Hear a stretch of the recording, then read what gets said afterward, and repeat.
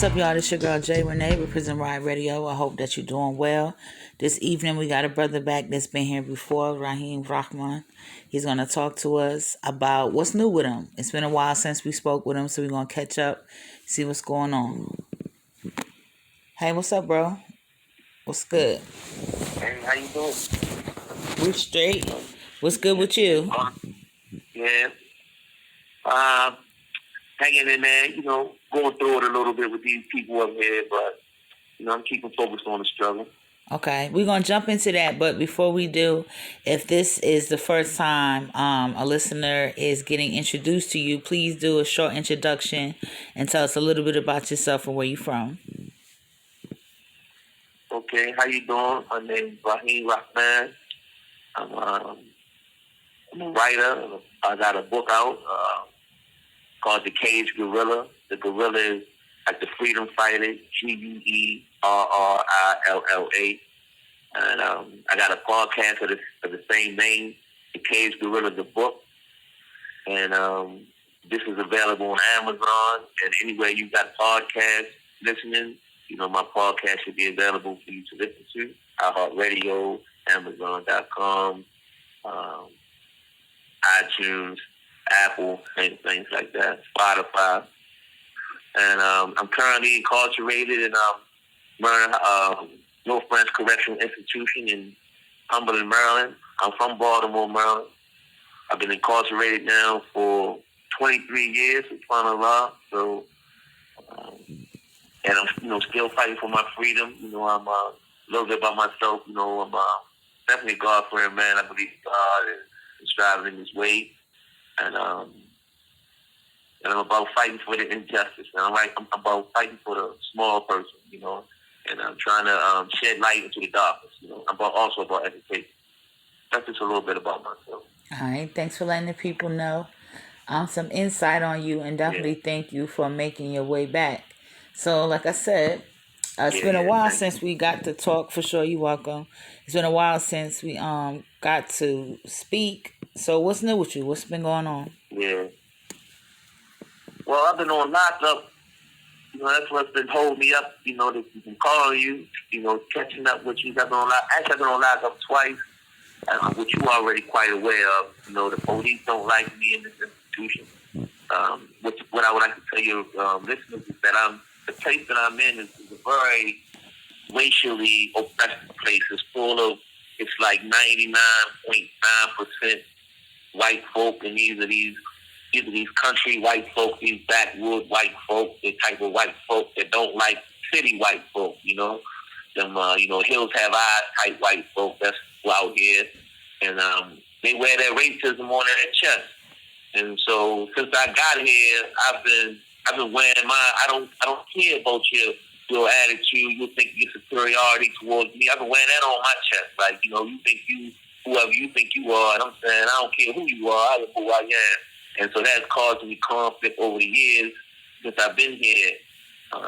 But as of late, I've learned to try to fight in a more intelligent way.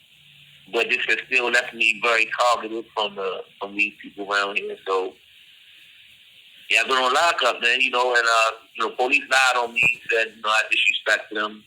And I had to put and this was a lot of cameras, so I put the camera as a witness.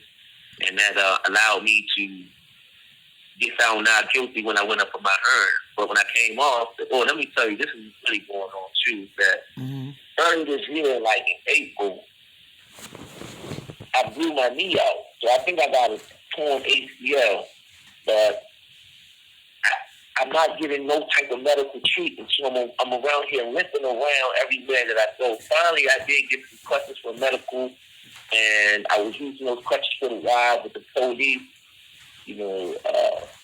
kept interfering. Like, you don't need the crutches because the crutches allowed me. The first time I was on lockup, I was in the honor building. And when they put me on lockup, they took me out the honor building. So when I was found not guilty of my charge, they supposed to brought me back to the honor building, but they didn't allow me to keep outside. So being that I had the crutches, I still being able to give them special care. So the officers don't like this, so they told the nurse to take the crutches away from me. And so the nurses took the crutches away from me, which left me isolated inside of my cell. And I was called up to go to medical, for medical pass, and a couple of my brothers wheeled me up there in a wheelchair. And I'm sitting in the medical, the police said, "What you doing in the wheelchair? You don't have to put no wheelchair, no crutches." I said, "Man, I can't walk without it." They said, "Get up out the wheelchair and walk back to your building." I said, "Man, I can't walk to my building." I said, "If you don't get up out the chair and walk back to your building, then you're using my direct order." This is the limit that they got me in. Oh, but first, let me tell you that they had left my brother and told them to leave. So I'm up in this medical around all these police by myself. And that's how they get you. They isolate you and take you out from your source of support, and then they do their things of repression. Right. So you don't have no witnesses and stuff, too. Yeah. Yeah, there you go. You ain't got no witnesses or even support. Men who want to stand up. "Oh, what y'all doing is wrong." Right. You're not going to allow this to go down. Because, especially in a prison like this where officers don't kill inmates before. So, and they constantly beating guys up, So he told him to leave, left me on my own, told me to walk back to my building. I told him I couldn't walk back to my building. So they said, "Well, if you don't walk back to your building, you can be lock up." Long story short, instead of wheeling me to my building, they wheeled me to lockup. And I spent like the last month on lockup fighting that charge. And I just came off the other day. And that's when I got down here to call you, to let you know what's going on and try to. Oh, I forgot to tell you this, though, that unfortunately I got sleep apnea. So I need a machine to breathe. If not, I can't breathe. I choke and stuff and I can die in my sleep. So when I was on lockup, they left me in a cell with no electricity. So I couldn't use my CPAP machine. I felt like they were trying to kill me. Right. If I'll be honest with you, and I wrote like your ACLU, they got a Maryland prison fight group. I wrote to them, but I don't know. There's really no support out there for a person in my shoes. So I feel like they just try to kill me, and I don't know how my mind is wrapping around what's going to happen next. But yeah, I think that's what's been going on with me, like that struggle. It definitely sounds like you gotta. Your human rights were violated. You know what I mean? And along with some of their policies and procedures, it sounds like. I'm sorry to hear that happened to you. So when they wheeled you to lock up, like how did they like just dump you in there? Or they just like pushed you in there? Yeah, they just dumped, they just, there you go. They just pushed me in there, boom, like that. Left me in the cell like that. Just pushed me in there, and that was it. Just left me in there. I stayed in there like 2 weeks, in there like that. And then here's the thing: when I was told me that I can come off a lockup, they told me walk back to your building. I said, "Man, I'm still in the same situation. I can't walk to my building." So they said, "You got to walk to your building and refusing. They're gonna give you another ticket." Right. So I tried to walk a little bit, and I wound up falling out. So then I wound up falling out. They took me into medical after a while. They left me in medical for hours in pain, sitting in this holding cell. And then I finally seen a nurse, and they gave me crutches all over again.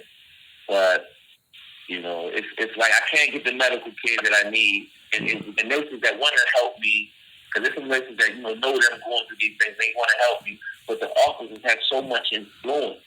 Right. Over top of the nurses, like you got to do what they want you to do. If not, they deem you some type of way. Yeah. And they can't give me the assistance that I need. Yeah. They probably intimidated, probably scared to lose their job. It's a lot of stuff that come with intimidation tactics. So you say you went to court for everything, or like what's going on with that? Like what was the end result? What do you mean? What I'm going through now with my leg and stuff, or what are you talking about? Yeah, like okay, so have you got any type of compensation or anything for how you've been treated? No. Like any type of No. Okay, so have you done a grievance? Yeah, see, as you were saying, that's what I was thinking that, and what is unfortunate is that when we go through these things, you have a process, a grievance process they call the ARP. Mm-hmm. But when you put these ARPs in, they go to the same officers or the friends of the same officers that you're complaining about. Right. So they're not going to do anything about those things.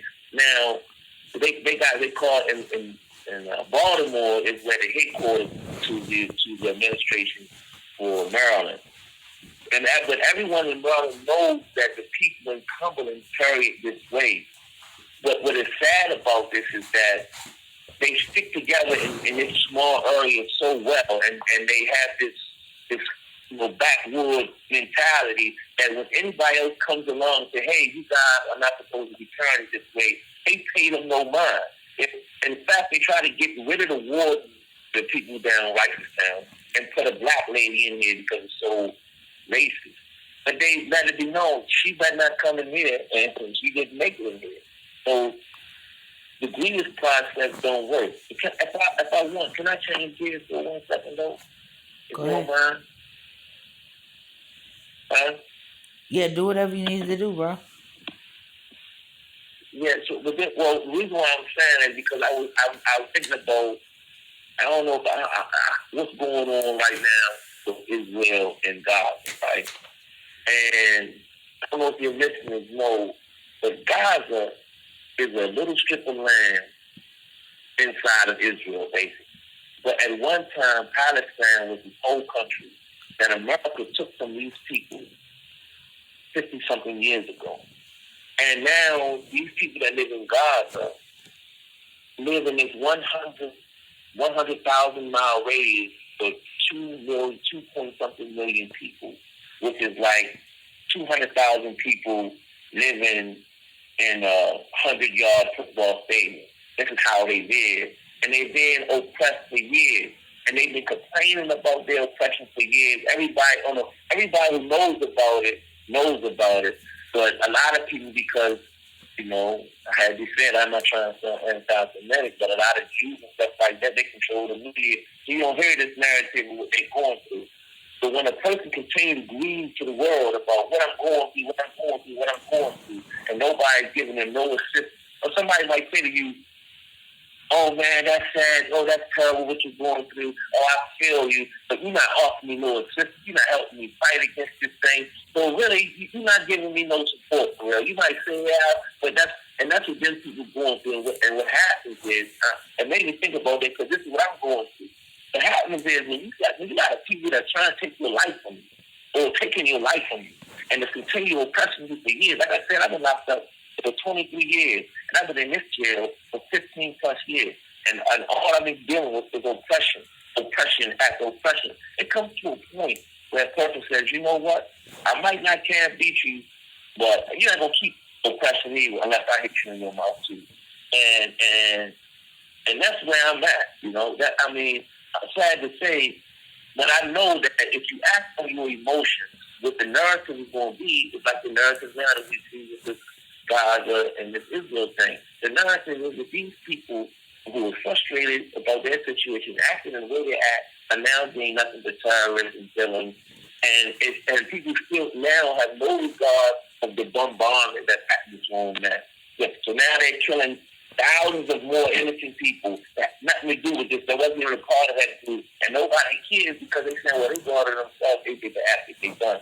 And that's what happened in prison. If I act out, when guys do act out on that frustration because of with the things that these police are doing to us, they're going to switch the narrative and say, look at these thugs, these criminals who acting violent. They need to be locked down more, and this is why we're doing the things that we're doing in the first place.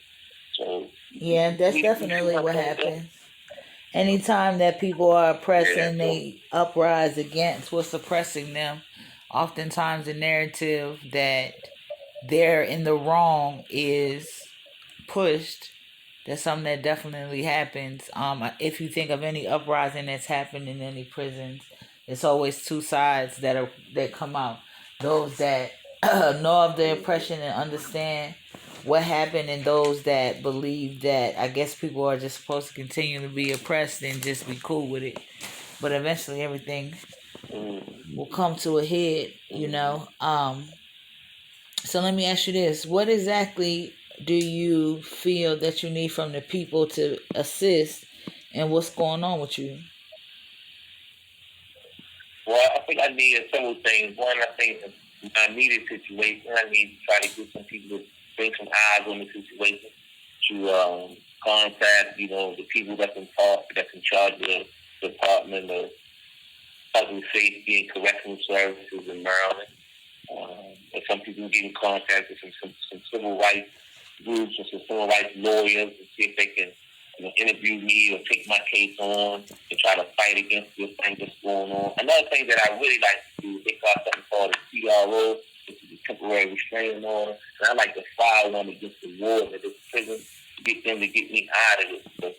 Because it's clearly known, every new officer that comes into the prison, the first thing they do, well, not the first thing, but one of the first things that they do when they start to immaculate them into the prison system is they say, that guy right there, Raheem Rahman, he's a butthole, and they consider me a butthole because I'm going to stand up against your racism and oppression. I'm going to write an ARP. I'm going to make some type of complaint like, hey, that's not supposed to be going like that. And because of that, it's like I write in my book. You know what I'm saying? Because of that, you're being a butthole. It's not, They not because so they pretty much they're targeting you.